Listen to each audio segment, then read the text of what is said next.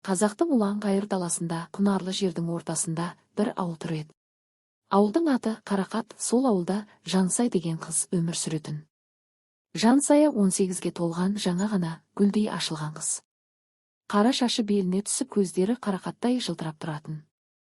Ауылдың жігіттері оған қарап тұрып, жүректері соғып кететін. Бірақ Жансаяның жүрегі пәк еді, әлі ешкімге берілмеген. Ол әкесімен, анасымен бірге тұрып, ауылдың мектебінде оқып жүрген. Күнде таңертең қой бағып, кешке кітап оқып, армандарын құратын. Бір күні күздің жаңбыры жауып тұрған кезде, ауылға қаладан бір ағай келді. Оның аты Нұржан. Нұржан 40-қа жақындаған ер адам, қалада үлкен жұмыста істейтін, машинасы бар, киімі жытыраған. Ауылдың әкімінің туысы болатын. Ол ауылға келгенде, жұрт оны құрметтеп, қонақ етіп, ет асып, шай құятын. Ерланның көзі Жансаяға түсті. Қыздың сұлулығы оны баурап алды. Ол ауылда бірнеше күн тұрып, Жансаяның ата-анасымен сөйлесіп, қызды қалаға апарып, оқуға түсіруге көмектесемін деп уәде берді. Мұндай зиялы азаматтың осыншама арамза болатынын кім білсін, ауыл адамдары соны ойламаған шығар. Жансаяның жүрегі қобалжыды. Қала оның арманы еді. Сонда барып үлкен әлемді көргісі келетін. Бірақ ағайдың көзқарасы басқаша еді. Ол Жансаяны жалғыз қалған кезде сөйлесіп, сен сияқты сұлу қыз ауылда тұрмауы керек. Мен сені қалаға апарамын, жақсы өмір сүресің деп айтатын. Қыздың жүрегі соғып, қызығып тұрса да, ішінде бір қорқыныш бар еді. Күздің бір кешінде жаңбыр күшейіп, ауылдың жолы батпақ болып жатқан. Нұржан Жансаяға, ертең қалаға қайтамын. Сен де кел, мен сені апарамын. Оқуымды реттеймін деді. Қыздың ата-анасы рұқсат берді, өйткені Нұржан бұрыннан сеніміне кіріп алған еді. Жансаяның жүрегі қуаныштан соғып тұрды. Ертеңіне таң атпай тұрып, қыз киініп ауылдан шықты. Нұржанның машинасы қара түсті, жылтыраған үлкен джип. Ол қызды алдыңғы орындыққа отырғызып ауылдан шықты. Жол ұзақ еді. Далада жаңбыр жауып тұр, жел соғып, терезеден тамшылар ағып жатқан.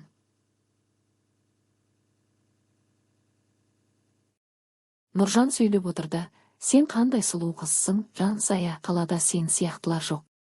Мен сенің өміріңді өзгертемін.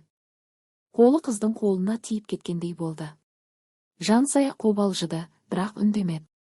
Машина ауылдан алыстап дала ортасына келгенде, ол машинаны тоқтатты. Біраз демаламыз деді. Қыздың жүрегі дүрсілдеп соқты. Ағайдың көздері өзгерген еді, жылтырап құмарлыққа толы. Ол қыздың иығына қолын қойып, кел, менің сүйіктім болшы. Мен сені жақсы көремін деді. Жансая қорқып артқа шегінді. Ағай, не істеп тұрсыз? Мен пәк едім, өтініш жібере салыңызшы. Қорыққаннан машинаңыз былғанып қалады ғой, деді дауысы дірілдеп. Қыздың көздері жасқа толып, жаңбырдың тамшылары сияқты ағып тұрды. Ол пәктігін ойлап қорқып тұрған. Машина іші тар еді, иісі құлыптаулы. Далада ешкім жоқ, тек жаңбырдың дыбысы. Ол күліп, қорықпа, қызым. Бұл өмірдің бір бөлігі, еркек пен әйел сол үшін жаратылған. Және қалада әдемі өмір сүру тегін емес. Сен қалаға барсаң, бәрін түсініп, өзің келесің деді. Қолы қыздың беліне түсті. Жансаяның денесі жұмсақ еді, күзгі гүл сияқты нәзік. Машина ішіндегі ауа ыстық болып кетті, терезелер тұманданып. Жансаяның шашы шашылып, киімі былғанып жатты. Ол қыздың ерніне ернін тигізді, денесін сипалап, жұмсақ терісін сезді. Қыздың жүрегі жарылып кетердей соғып тұрды, қорқыныш пен ұят араласып. Сол сәтте жаңбыр күшейді, даладағы жел машинаны шайқады. Ол қыздың киімін шешіп, оның ақ денесі күзгі жапырақ сияқты ашылып жатты. Жансаяның көздері жабылып, ойында ауылдағы анасы, әкесі, дос қыздары елестеді. Мен не істеп тұрмын деп ойлады. Бірақ кеш еді. Машина ішіндегі ауа құмарлыққа толып, жаңбырдың дыбысы олардың демін басып тұрды. Жансаяның пәктігі сол жерде жоғалды, ол қанағаттанып күліп отырды. Енді сен менің сүйіктімсің.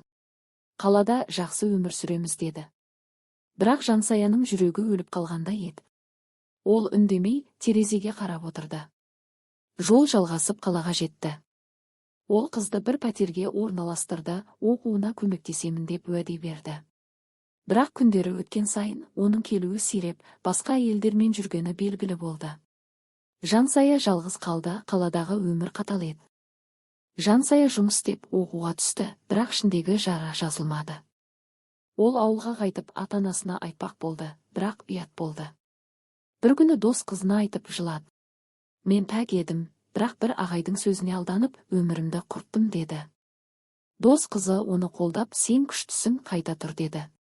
Уақыт өте келе, Жансая өзін қалпына келді. Ол оқуын бітіріп, ауылға қайтып, қыздарға жыныстық сабақ берді.